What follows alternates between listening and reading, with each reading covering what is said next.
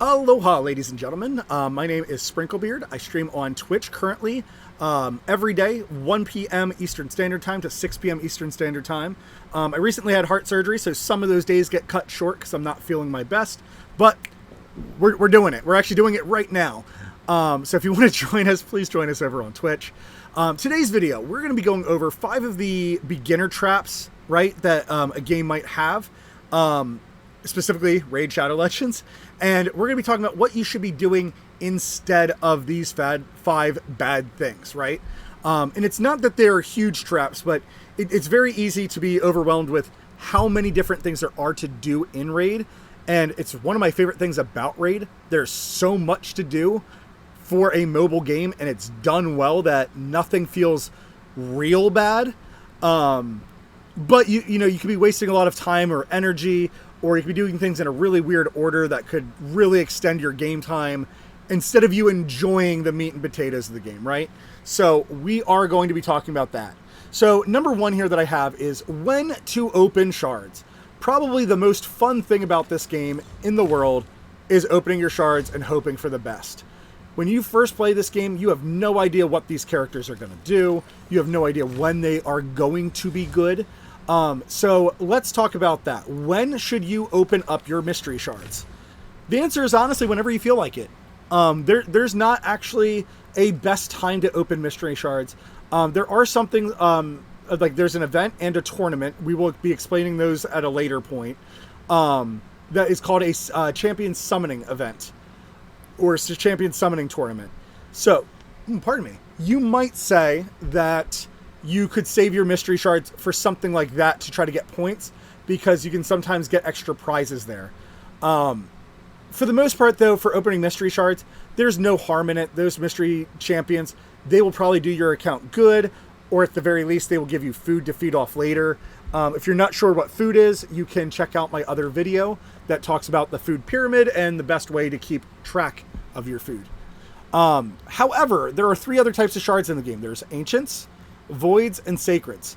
Now, voids and sacreds are kind of your rarest shards in the game, and then your ancient shards are kind of like your rare shards, but you can get epics and legendaries from it. So the best time to open up epic shards, or ancient and void shards, there was an event recently, so I just pulled a bunch, is when there's a ×2 event going on. So some of the ways to know if there is a ×2 event, it might be in the news.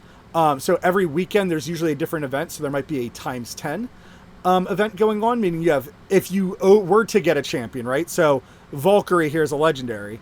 If you were to get a legendary, you have 10 times the chances of getting her as like as your legendary, should you unlock her as a legendary. But there are other tournaments, or not tournaments, what am I saying? There are another event that is a ×2, so you can either look there or up here in the portal. In the upper right-hand corner, it would say ×2.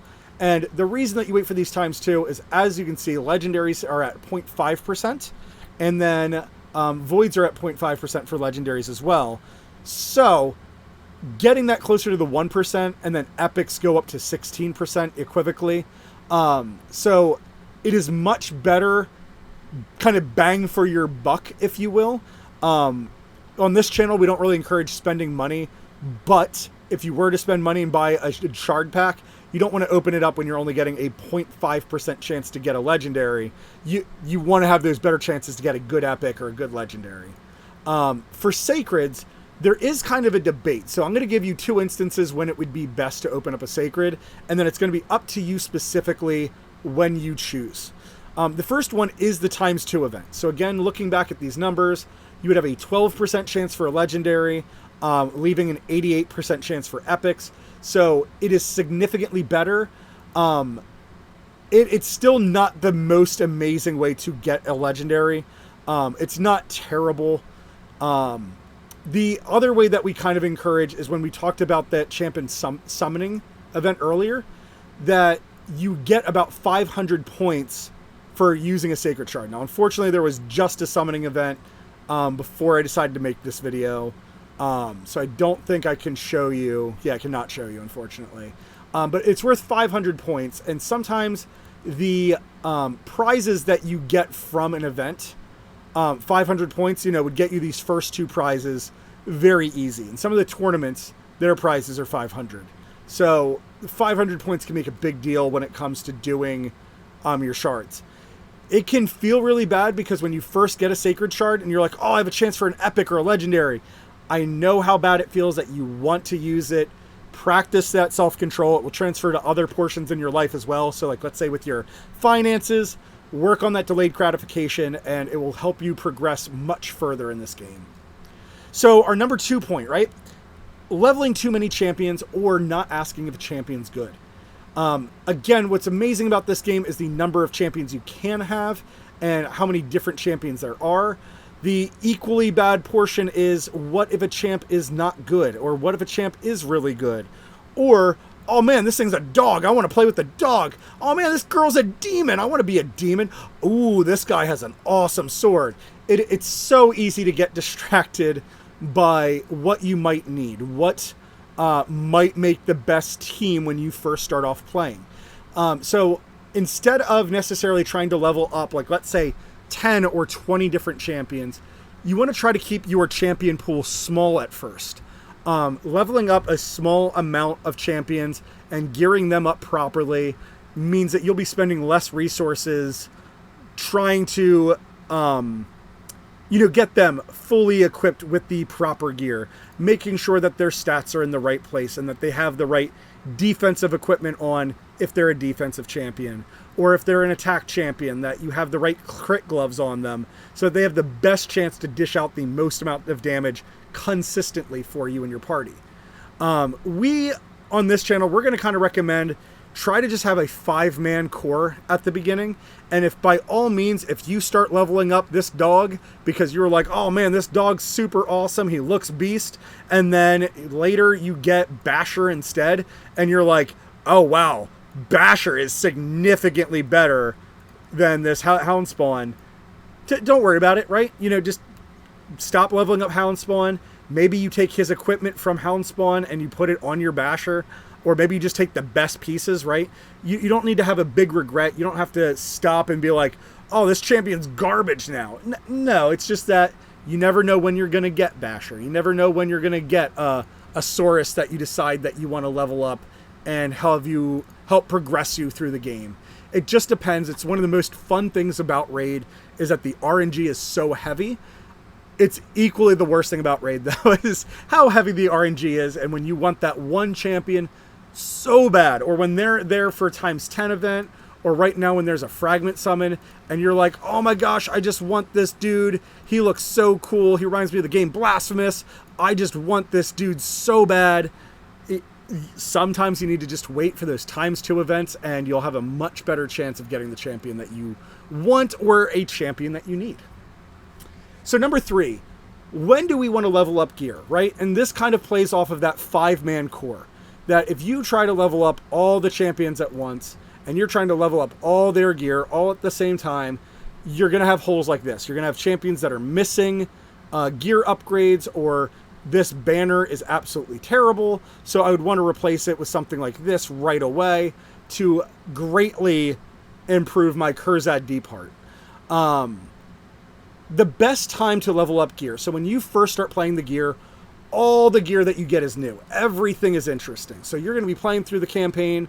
You don't know what you're getting. You're just like, cool, this stage has a chance of dropping gloves. If you click on the gloves and you see this and you're like, nope, don't know what's happening, which glove is the best, you would be in the same page as a lot of other players. Same thing too, when you're first starting off, equipping this set would be perfectly fine. But as you get more advanced into the game, you want to be more choosy with your gear.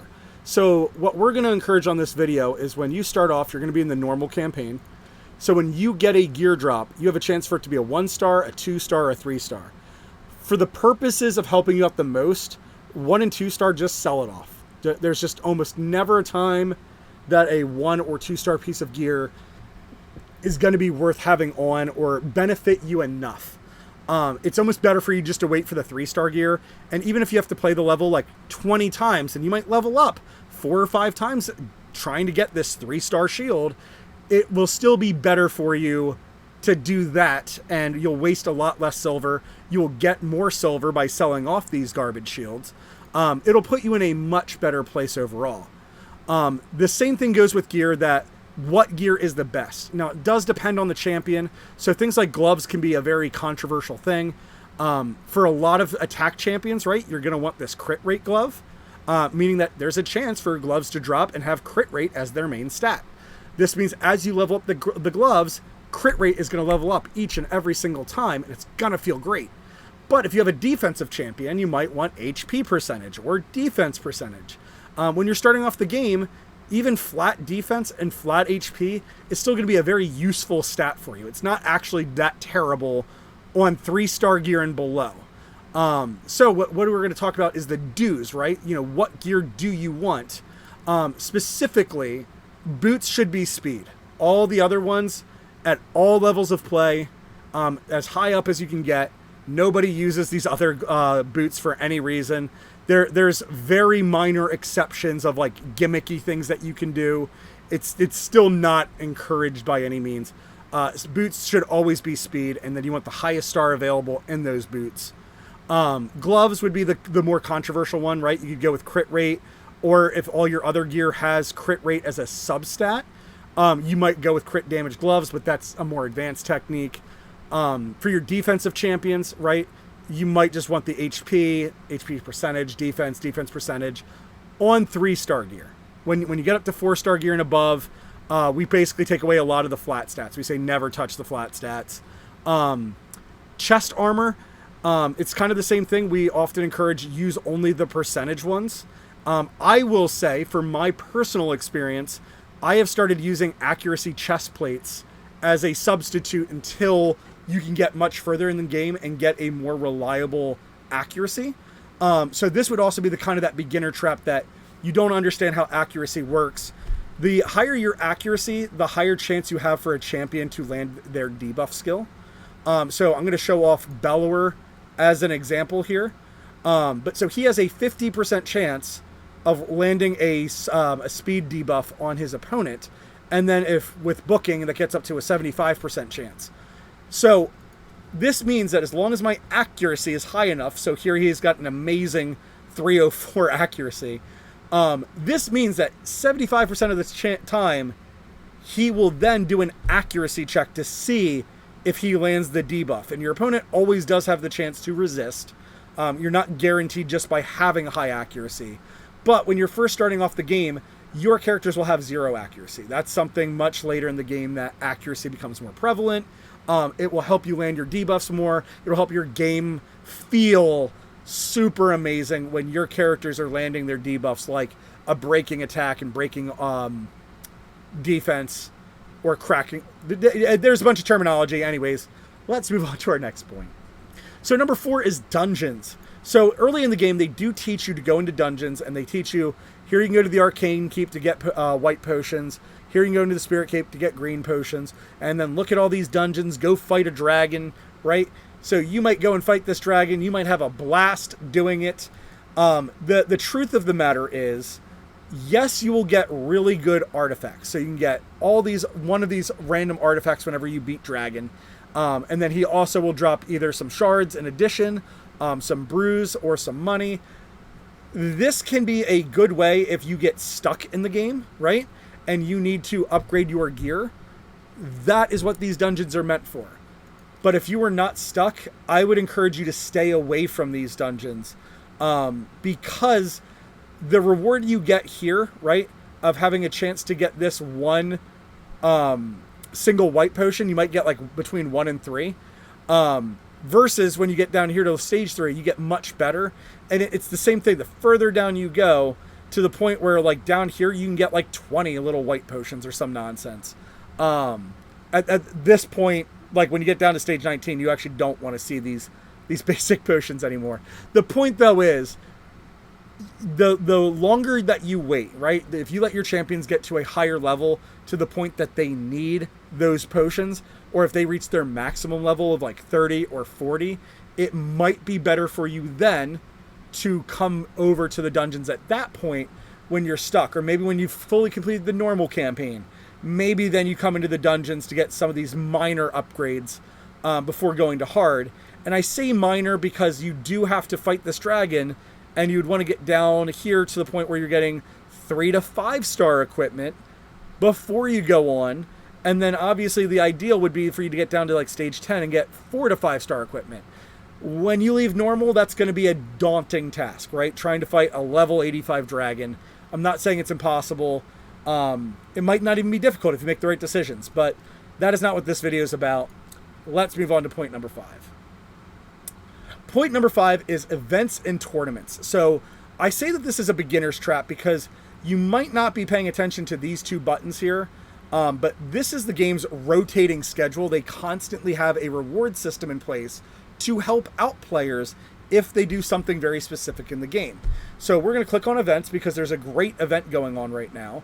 It's champion training. So the more that I level up a champion, so if we look down here at the bottom, if I level up 1-star champions, I get 1 point.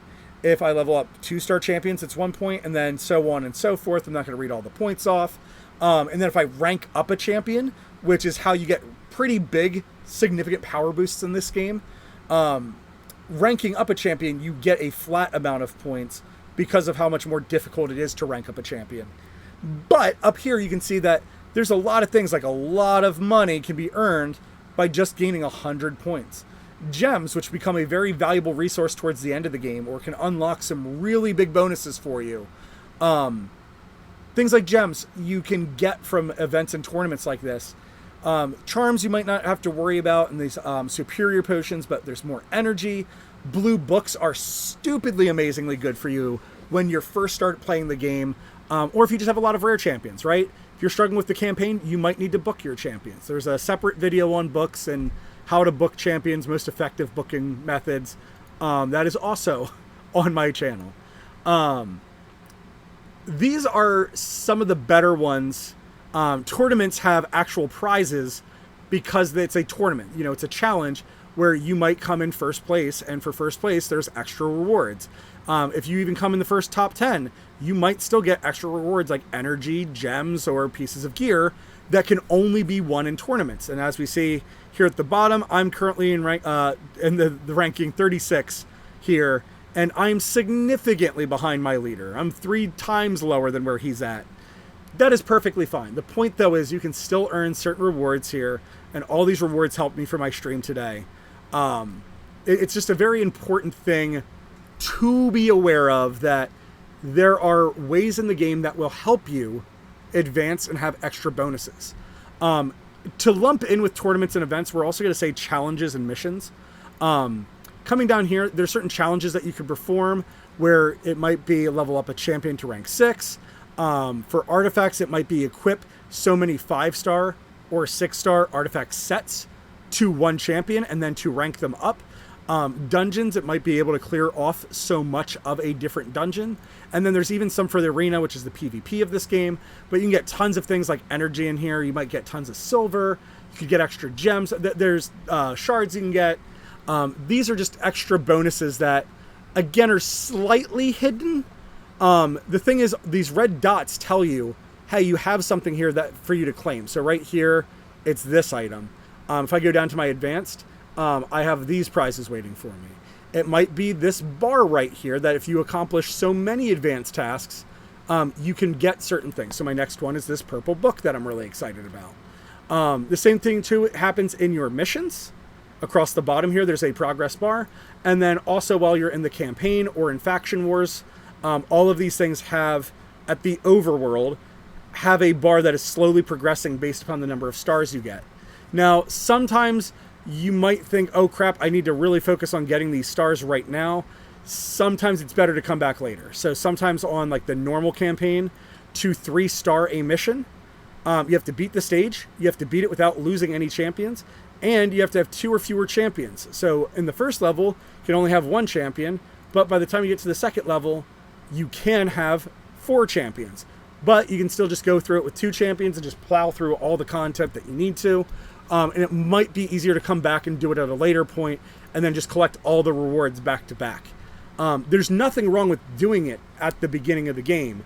You will just have to do a lot more grinding to get to that point where you can 3-star the mission versus by choosing just to keep going, go on to your next campaign mission to succeed at. So these are our basic ones. Playtime rewards is another thing, like missions and challenges. You just have to be logged in. So if you're about to go to bed, maybe throw on Raid, plug your phone into its charger so it doesn't kill your battery. And then when you wake up in the morning, you can just collect all the rewards super easy. And then if you can't find the rewards, they are up here in your inbox. These are the 5 most important ones, I feel like. Obviously, please, for like more veteran players or more seasoned players, please comment down below what you think was a beginner trap for you. So one that got mentioned on my stream that when we were talking earlier is if you use a friend's referral code, right? So I sent the Crafty Unicorn a referral code and she's been playing. Currently, they're doing a new thing where when you send out your referral code, you can get a free epic champion by using someone's referral code. And the current champion that they're giving away for free is Jotun. He's in all the commercial, not in all, but he's in a lot of the commercials. He's a big, friendly barbarian. He's very cool looking. He's a big beefcake looking dude. However, he is an HP champion, and he's a little bit harder to build, especially at the very beginning of the game. Now, because he's an epic champion, which means that he'll be 4-star when you first get him, he's not bad at all. He's probably very usable, but his skills and what you have to do with him to make him be used effectively, you might have to use them in a different order, or it might be harder to get them to work with the other champions that you are playing with, or some of his skills are very unreliable at only a 30% chance for something to happen. So with that being said, he's not like the worst beginner trap. It's nice that they are giving away a free champion with referrals. I think that's awesome. I think he was a good choice to give away as well, because he's big, he's interesting, and he teaches you that, just give him a butt ton of HP and he should start hitting harder. It's a really fun concept in this game. But equally, he's kind of that trap because if you try to build him for attack, he might not feel like he's doing as much as your starter, right? So if you chose Kale or Gallic or Elhain or Aethel, he's going to feel very lackluster, and you're going to be like, that's so strange that this epic is not doing as much damage as this starter. And it's just because they're designed in a different way. Starting off at the very beginning of the game, it's hard to get those big, meaningful HP boosts to make Jotun hit better, or Jotun, I guess probably is a more proper Viking pronunciation of his name. So like things like that. Buying certain champions from the marketplace or buying weapons, that was a big beginner's mistake that I made. Would be kind of like the extra or bonus, mistake that you might make. Unless you were buying this shield because you are instantly going to equip it to a champion, do not buy weapons and artifacts. They can be extremely expensive. They can just tax your silver way too much and you'll regret it. Here you can see I've made a few purchases. They're on mystery shards. So mystery shards are kind of the one thing that are worth buying because you have a chance for this mystery shard. It might summon you a common, but it also might summon you an uncommon, which here in the marketplace is a $39,000 value or a $49,000 value. And then if you get a rare champion, you could easily just say they're $100,000 value. In the marketplace, they do sell ancient shards from time to time, which are about 200,000. So just to put that into perspective for you as a newer player, these are some of the traps that you might come across. The arena is something that is always worth you just going in, try to use up your tokens, try to get as many wins as you can. And the trap that is associated with this is, well, what do I do with my arena tokens? Well, here at the top, you can go to your Great Hall and you can give your account permanent bonuses by clicking on one of these things and then using your tokens to upgrade something. The beginner's trap here is that this game currently is based around speed and accuracy. So that's why you see there's a heavy investment on accuracy on my part. And again, the more commonly you land your debuffs, the more fun you're going to have in this game. Resist is kind of like that. The more times that you're not debuffed, the better you're going to feel about this game. And you'll come across that one debuff that kicks your butt. And you're going to be like, I have a huge respect for, anti-healing now. Or for, defense down, right? You're going to be like, oh my gosh, my character hits like a wet noodle with the attack down. It's a really fun part of the game. I hope you're enjoying the game. But Until that next time, guys, thank you very much for watching, and ta-ta.